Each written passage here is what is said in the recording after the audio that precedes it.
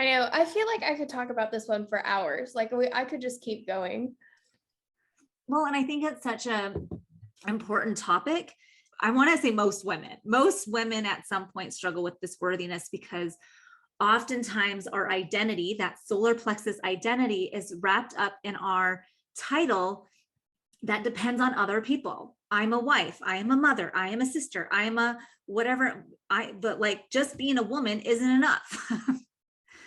And so I find that so often that women are, positioned in this productivity role of like, we have to do these things to be a good wife. We have to do these things to be a good mother. We have to do these things to be a good sister.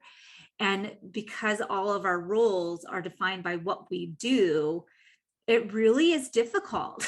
Like, it's the standards for what a good mom is so freaking high that you're inevitably gonna be like, shit, I messed that one up today. It's hard. It's difficult to try to maintain, especially in a society where, we all live in these little tiny boxes of the perfect family unit of, 2 parents and 2.5 children and a dog. Like, you know what I mean? Like, it's just like that institutionalized like system of the way it's supposed to look.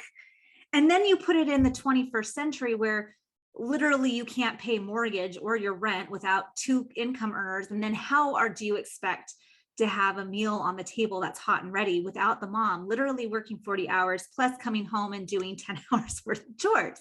Like, it's kind of insane. And the 8 to 5 work system was really meant to have one stay-at-home person and one to work person. And now we live in a society that can't even exist for the most part. For most middle and lower class families, there is no way to have a parent stay at home unless you get really creative and homeschool like I do.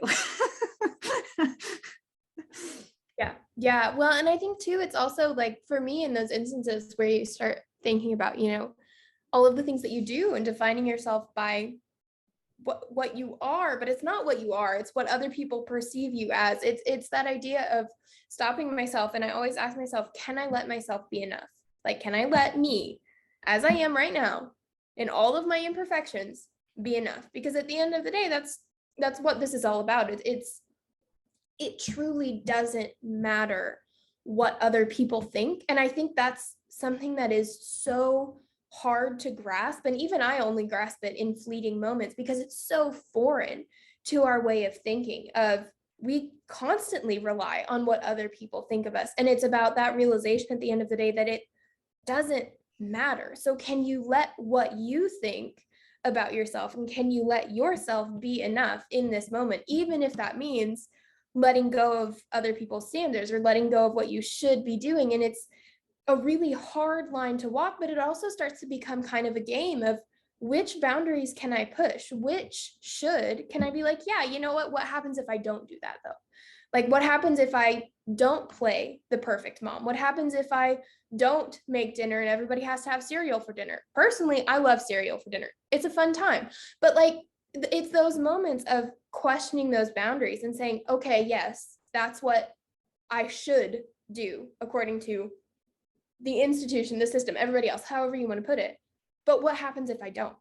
Like, I don't want to. Can I let that be enough? Can I let myself be enough and say, you know what, I don't want to, so I'm not going to, and see what happens? And so it starts to become kind of a game of how much can you let yourself be enough in every moment.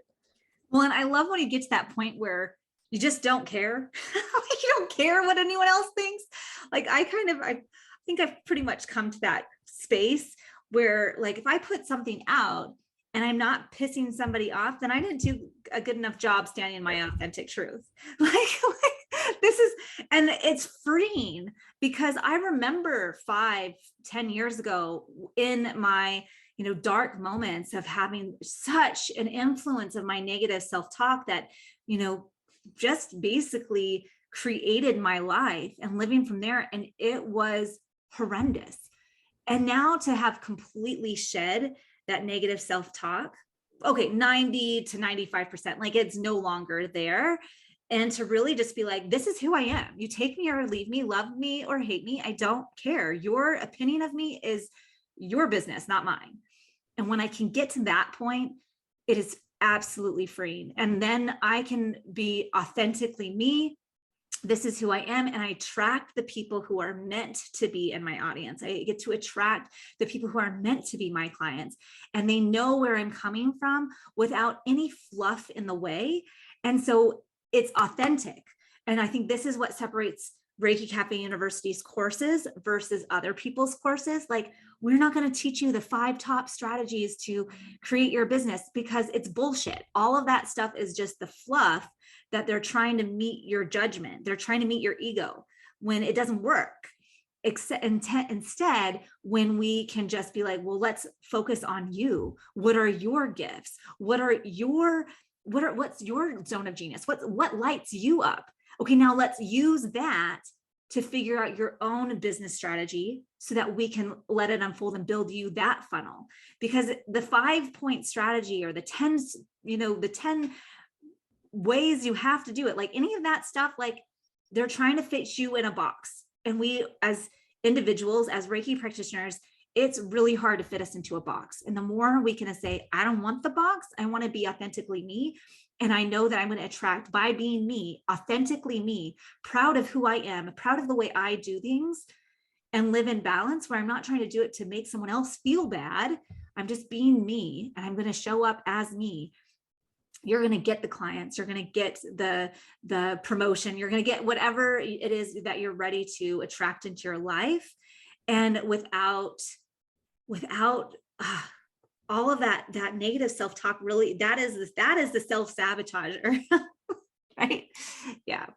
Yeah, I love what you said just a minute ago of this is who I am, take it or leave it. It made me remember I used to have this little song that I would sing to myself whenever that like ego voice started to come in of what I should be doing, or I started to worry about what other people were thinking. I used to have this like little rhyme that was like, I am what I am, take it or leave it. I'm not going to change for you. Like that was and it had like a little tune to it. And that it just like became like the soundtrack in my mind whenever something would come up of like, just this little, like, this is who I am, take it or leave it. And it's understanding that the more you step into that, the more you're going to find your people, not the people who are looking at you because you're trying to make them like you. There was a line in a book that I read the other day that was like, you can't make people love you. If it's not a choice, it's not real.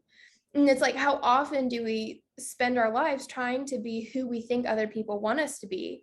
And it's like, if you're trying to, in a way, manipulate people into liking you, then you're not actually standing in your truth. And then you don't know, do the people like you for you, or do they like you because you changed yourself so they would like you? No, I totally agree. This is something I could talk about again and again and again.